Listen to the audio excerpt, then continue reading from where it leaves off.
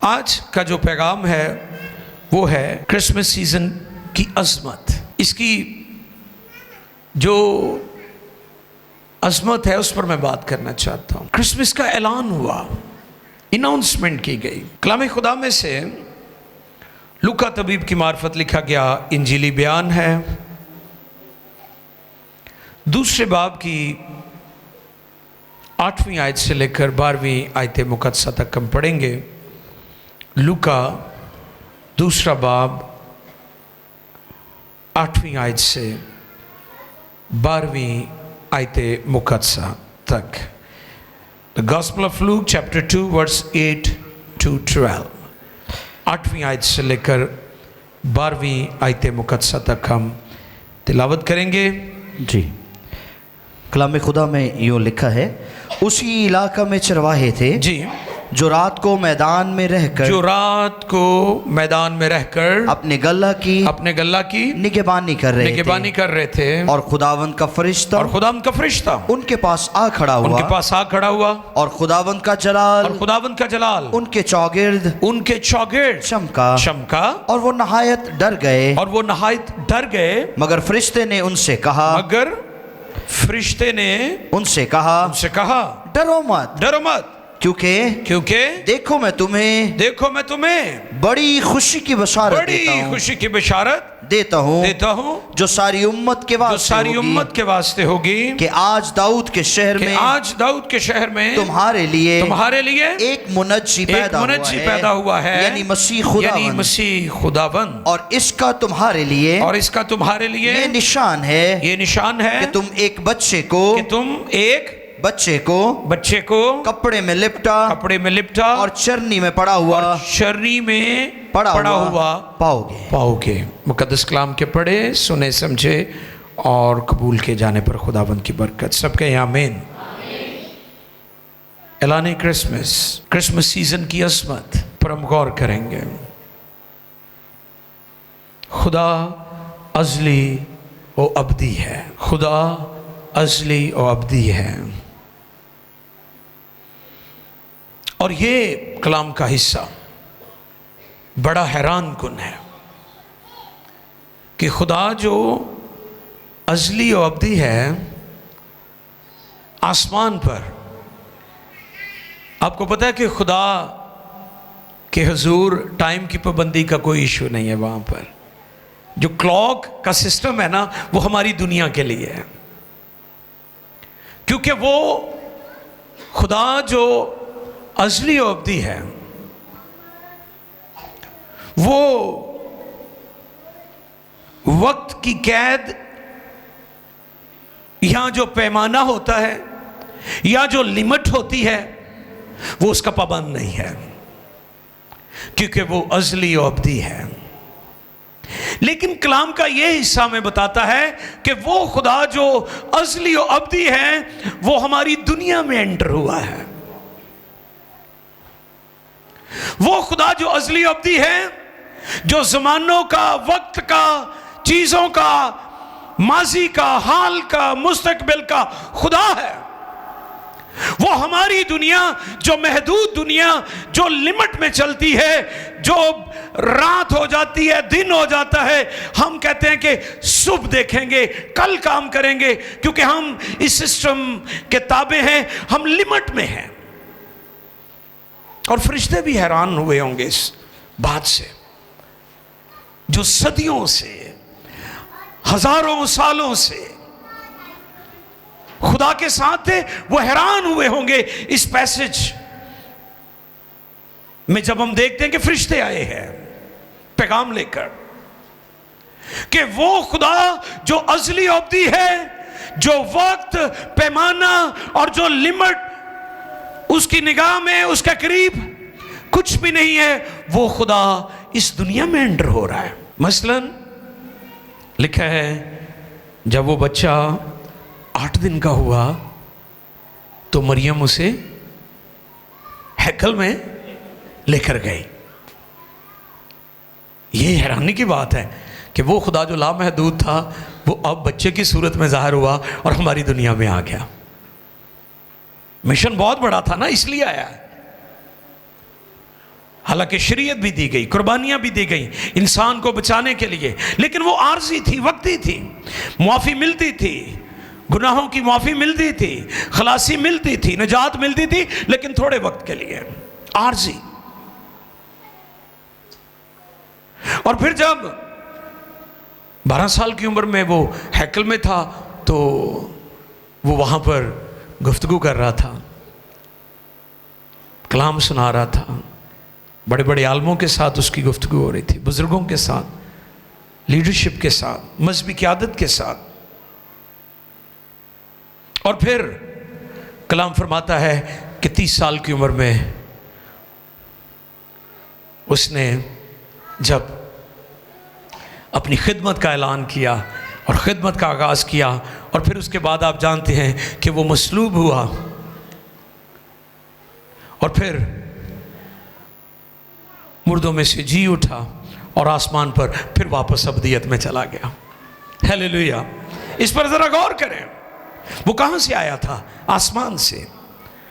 और लिखा है आसमान पर कोई नहीं चढ़ा सिवा उसके जो आसमान से उतरा भी था, इब्ने आदम जो आसमान पर है। वो वापस चला गया क्योंकि वो अब्दियत का मालिक है। चरवाहे, चरवाहे, इसके बारे में मुख्तलिफ नजरियात, बट ऑलवेज चरवाहे कमजोर तबका समझे जाते हैं। भेड़ बकरियां चराने वाले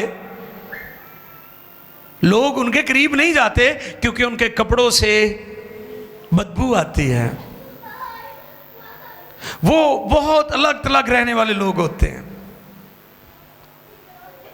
ये खुदा का अपना तरीका है। इस पर मैंने पिछले साल बल्कि बात की थी कि दुनिया में बिशारत का आगाज़ चरवाहों ने शुरू किया था। हालेलुया। किन्होंने? ये जो क्रूसेड मिनिस्ट्री है ना, ये जो फेस्टिवल्स होते हैं, इसका आगाज़ किन्होंने किया था? चरवाहों ने। बिशारती खिदमत का आगाज़, इवेंजलिस्टिक मिनिस्ट्री का आगाज़ इन चरवाहों ने, इन गडरियों ने किया था। वो सारा कुछ छड़ छड़ा के उठे ही यीशु दी बिशारत देन चले गए। लोगों को दसन ला पे। तो यही होता है बड़ी बड़ी मीटिंग्स में, फेस्टिवल्स में, क्रूसेड्स में, कि दुनिया में यीशु मसीह का इश्तहार दिया जाता है। यहाँ से आगाज़ हुआ था कन्वेंशन मिनिस्ट्री का, क्रूसेड मिनिस्ट्री का, फेस्टिवल्स का, बिशारती इबादतों का। फरिश्ते, जैसा मैंने कहा, ऐलान करते हैं। हैरान भी हुए होंगे कि वो जो आला व अरफा, वो जो बुलंदो बाला, वो जो कुदरत वाला है, आज किस तरह एक लामहदूद दुनिया से एक महदूद दुनिया में एंटर हो रहा है। इंसानों में आ गया, इंसानों में आ गया और इंसान बना ताकि इंसान से दोबारा खुदा का मेल मिलाप हो जाए।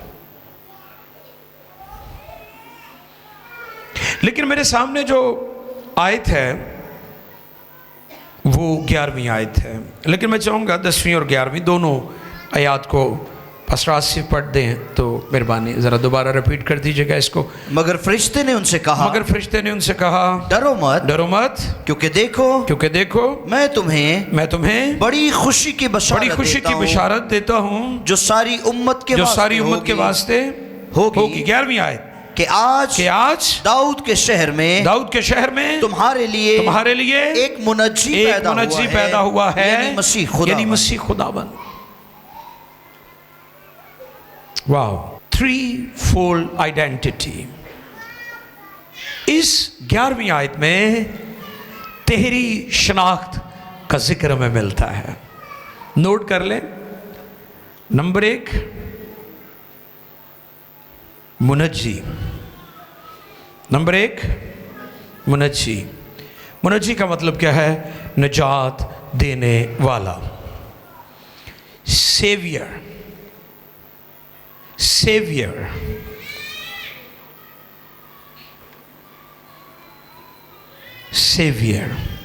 यानी बचाने वाला।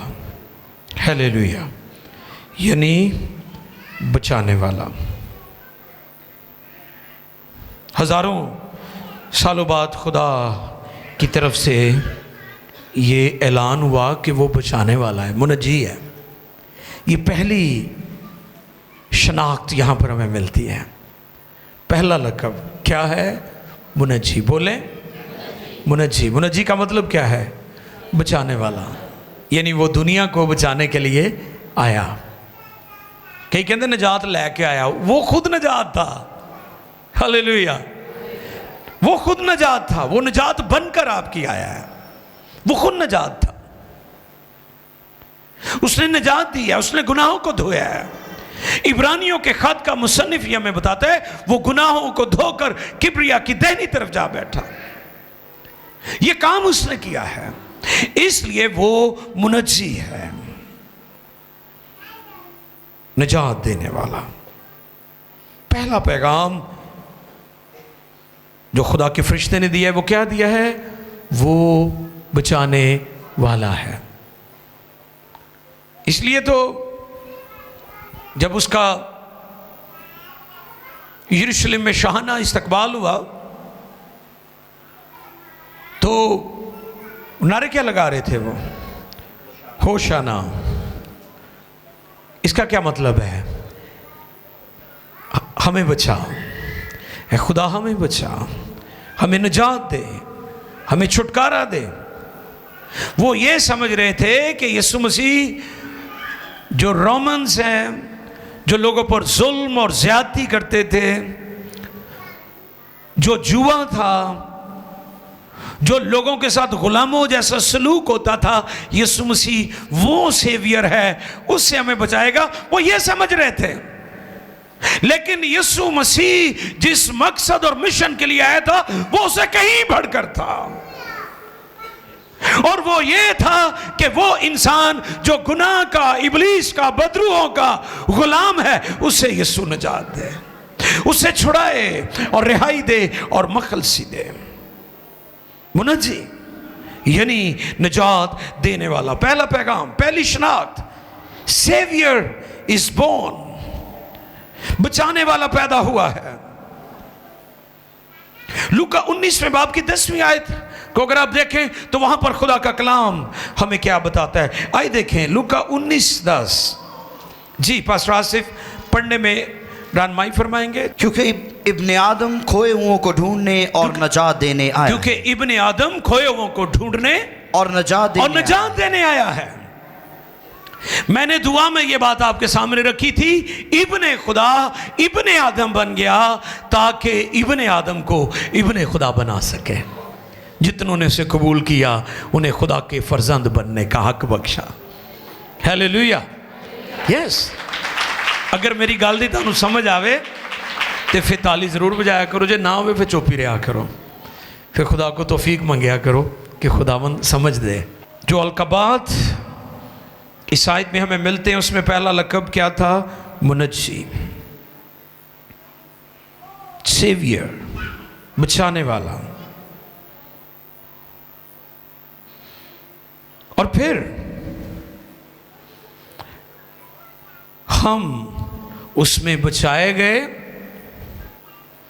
आज़ाद किए गए, और कलाम में लिखा है अब जो मसीह में है उन पर सज़ा का हुक्म नहीं होता।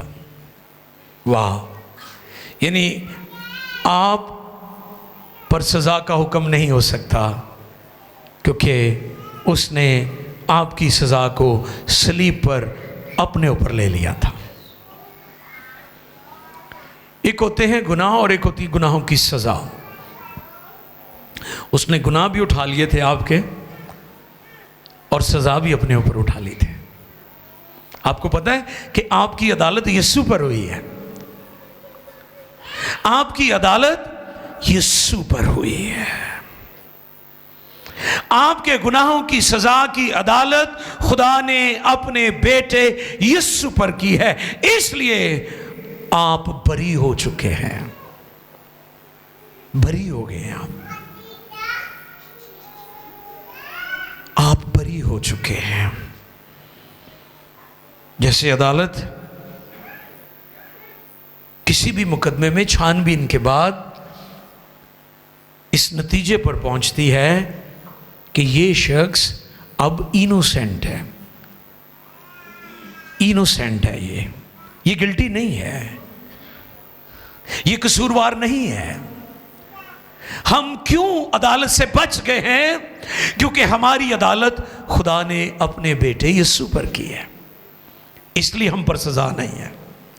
कलीसिया को, ईमानदारों को आसमान पर इनाम मिलेंगे, सजा नहीं मिलेगी, क्योंकि हम यीशु मसीह पर ईमान ले आए हैं, उसे अपना शख्सी निजात देंदा कबूल किया है। ईमान लाने, शख्सी निजात देंदा कबूल करने, तौबा करने, गुनाहों की माफ़ी के लिए बाप और बेटे और उसके नाम में बपतिस्मा लेने से अब हमें इनोसेंट डिक्लेयर कर दिया गया है कि हम अब पाक हैं, हमारी जस्टिफिकेशन हो चुकी है। इसलिए हम बचाए गए हैं, आज़ाद किए गए हैं। इसी के साथ हम महफूज भी किए गए हैं। आइए देखिए ज़रा, यूहन्ना की मार्फत लिखा गया इंजीली बयान, छठे बाब की 37वीं आयत। जी पास्टर आसिफ पढ़ने में हमारी रहनुमाई फरमाएंगे। जो कुछ बाप मुझे देता है, जो कुछ बाप मुझे देता है मेरे पास आ जाएगा, मेरे पास आ जाएगा, आ जाएगा। और जो कोई मेरे पास आएगा, और जो कोई मेरे पास आएगा, उसे मैं हरगिज निकाल ना दूंगा। यानी आपकी निजात जबरदस्ती शैतान नहीं छीन सकता। आप महफूज हो चुके हैं। जो यीशु के पास आ जाता है, जो यीशु को अपना शख्सी निजात देंदा कबूल कर लेता है, वो महफूज हो जाता है। शैतान उसको छीन नहीं सकता। इसलिए मैं कहता हूं कि अगर हम इस रुए जमीन पर रासबाजी की जिंदगी गुजारते हुए अगर डी ट्रैक हो भी जाते हैं, तो उससे हमारी निजात को खतरा नहीं है, हां अजर को खतरा है। जो आसमान पर आपको रिवॉर्ड मिलना है वो आप खो सकते हैं। जो आपको स्टार्स लगने थे, जो आपको मेडल्स मिलने थे, जो आपको एप्रिसिएशन मिलती थी, शाबाश अच्छे नौकर, शाबाश मेरी बेटी, शाबाश मेरे बेटे। जैसे अजर के बारे में मैं अक्सर कहता हूं निजात मुफ्त है, अजर मुफ्त नहीं है। निजात आपको यीशु मसीह पर ईमान लाने से मिली है, लेकिन अजर के लिए आपको इबादत, रियाजत, नेकियां, अच्छे काम, ना जलने वाले काम करने पड़ेंगे। इसलिए आप महफूज हो जाते हैं।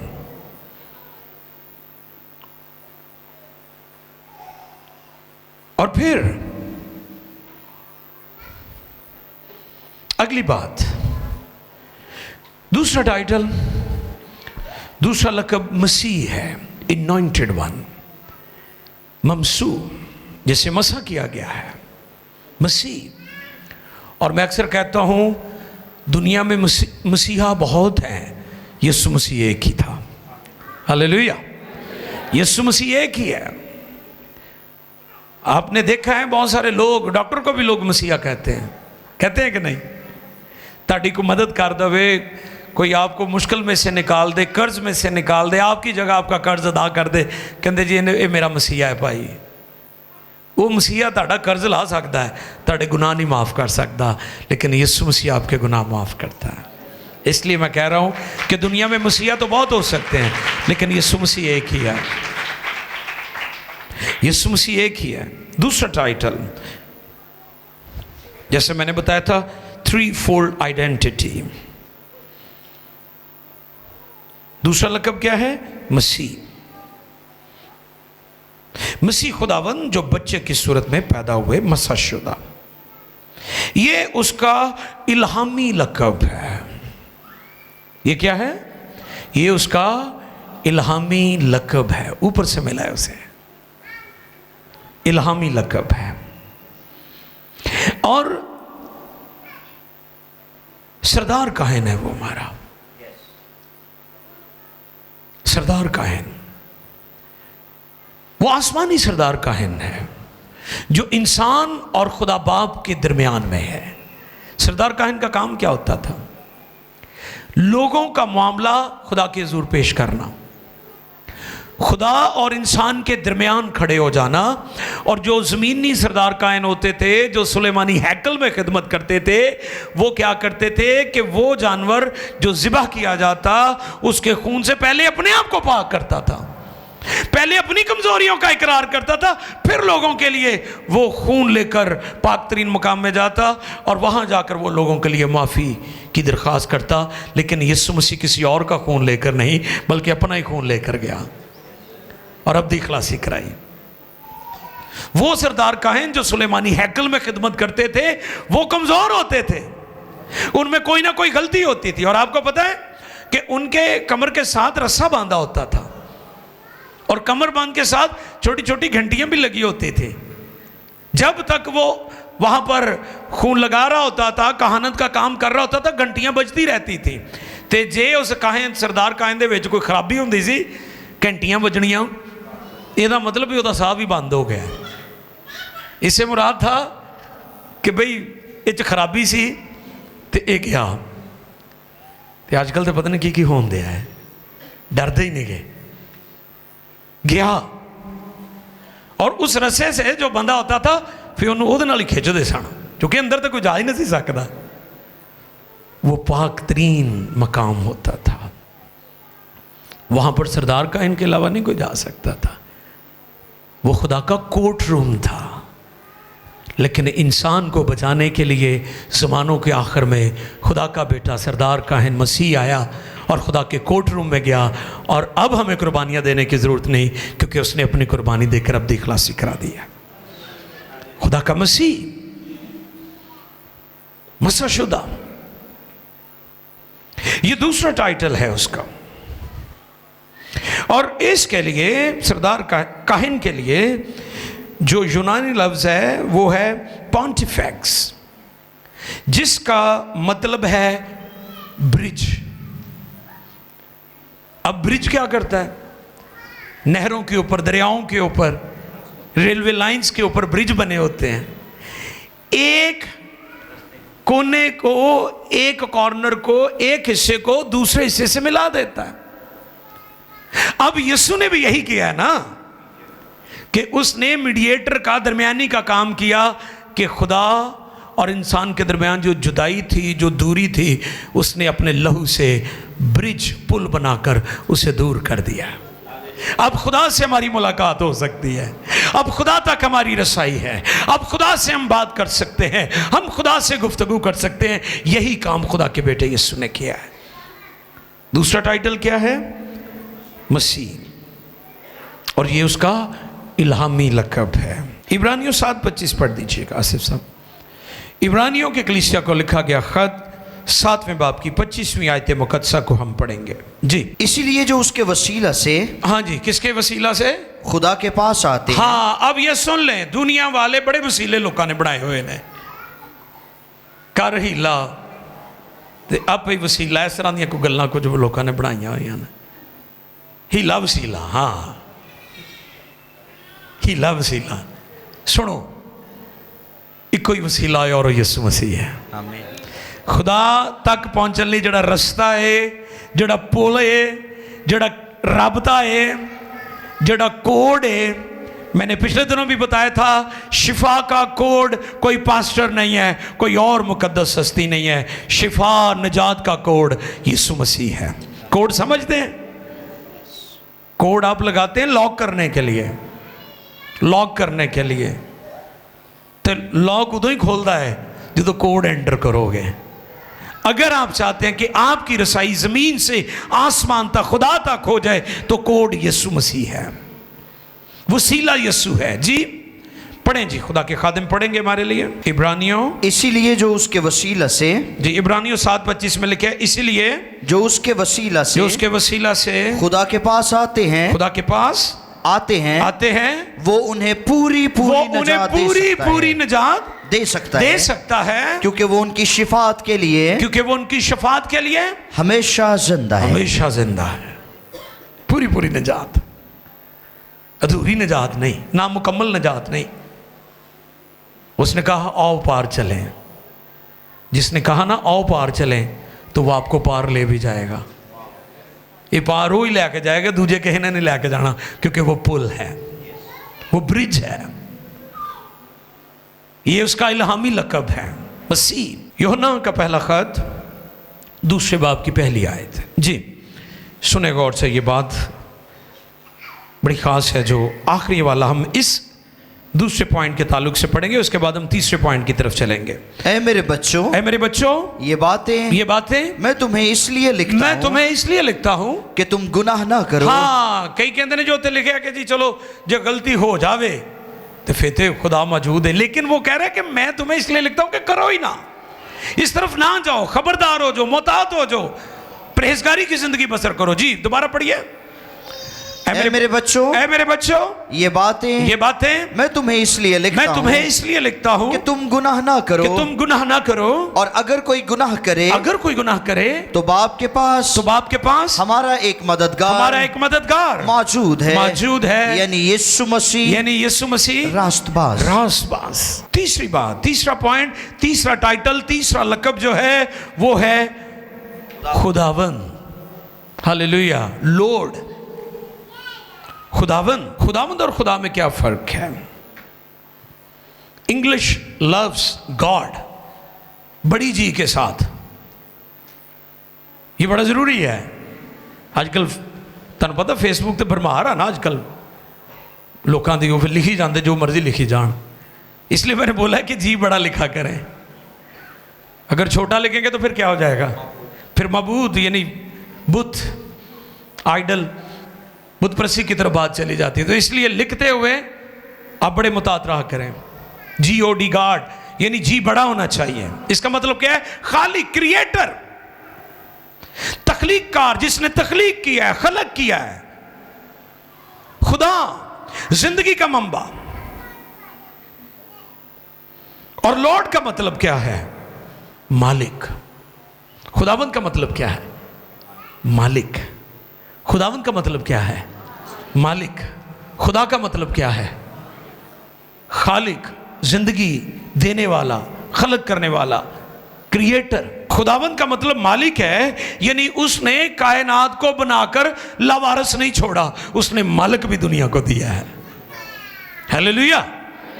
यानी खुदा जो कायनात का खालिक है, उसने मालिक भी दिया है, और वो मालिक यीशु है। 3 अलकाब मैंने आपकी खिदमत में आज इस पैगाम में बयान किए। पहला मुनज्जी, पहला, दूसरा, तीसरा खुदावंद, तीसरा खुदावंद। खुदाम का मतलब मालिक, यानी सब चीजों का वारिस, मालिक, संभालने वाला, वो सब चीज़ों का मालिक है, सब चीज़ों का मालिक है। तो आज आपके सामने मैं सवाल रखना चाहता हूँ, क्या वो आपका भी मालिक है? यस, अच्छी गल है, लेकिन बहुत ने यस नहीं किया हाले तक। ये तो वाला यस होना है तो फिर यस होना है। मेरी बात समझ रहे? वो सब चीज़ों का मालिक है। तो सवाल क्या है? क्या वो आपका भी मालिक है?